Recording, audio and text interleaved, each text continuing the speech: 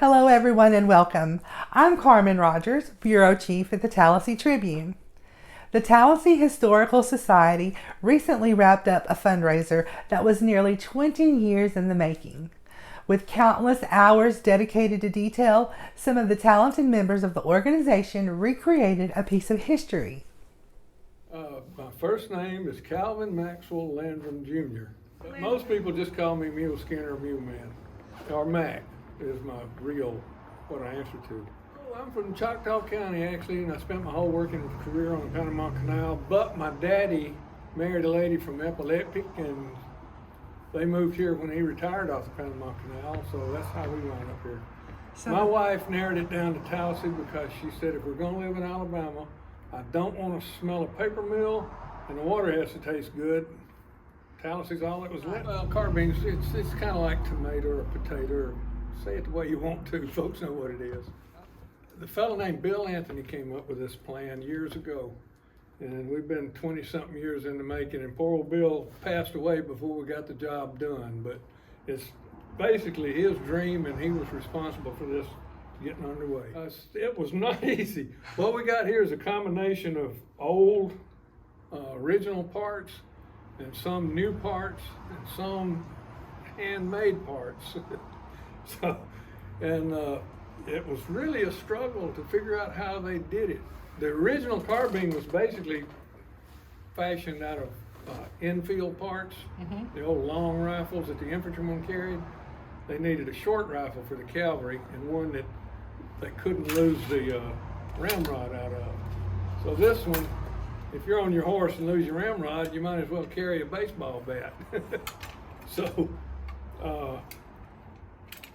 they cut down the English infield pattern 1853 musket, cut the barrels down short, and used a combination of Springfield parts and infield parts, and basically whatever they could find to make the stocks out of. But the original carbines were kind of a mix of the original. But there's two people that it never would have happened without. Number one is getting these parts from England or India and different places. We had to have the brass made in Italy, exorbitantly expensive. And a fellow named Gene Lawrence, who you probably know from Superfoods and among other things, he agreed, knowing he was going to lose his backside, he financed this whole thing. And the other person who is totally responsible is Neil Suggs. And Neil Suggs is an engineer that works for GKN, and he's a machinist extraordinaire.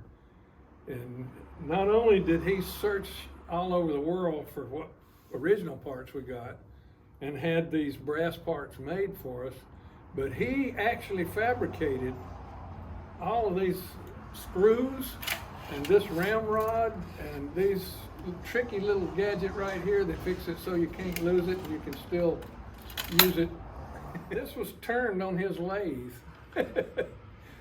Mack has put hundreds, if not thousands, of hours into making these things. For instance, the stocks were roughed out by someone, but then Mack did all the finishing and I had fitting. to fit all the parts to them. Yeah, fitting on the stocks and putting them all together.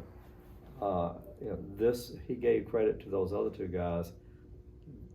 As much credit goes to him, because otherwise, without him, it would not. Without any of those three people, it probably wouldn't have happened. Exactly. But you have to include Mack when you're talking about these things. Another reason these Tallassee carbines are so sought after is the level of intrigue surrounding the original Tallassee carbines. Yeah, there was 500 made. In fact, we serial numbered the 15 that we created. This is 503 right here. That one on the wall over there is 515. And the rest of them is all kinds of speculation. In fact, there's been a novel written by one of our local buddies here about His guess is what happened to them. The trick, they had enough time to get them loaded and get them out of town. All they had to do was get down to the railroad, which is 7-8 miles. But there's absolutely no way we can know what happened. Did they dump them in the river? There's stories that they used them for reinforcement in the concrete when they made the new mill, but nobody. We know that number, I think it's 130 something, was a brand spanking new prototype that a Union general, commanding officer, I don't think he was a general, it was a colonel, from Springfield, Illinois, his troops picked up a brand spanking new Tallassee carbine in Macon, Georgia, which is where the hierarchy between this arsenal and the armory in Macon, they were always swapping parts and begging each other for stuff. But that colonel took that carbine and wrote a real nice long letter about it and sent it to the museum in Springfield, Illinois. So we know that number 136 was in Macon. Were they all there and they destroyed them? Did a bunch of soldiers take them home? I doubt it. They were probably sick and tired of toting guns.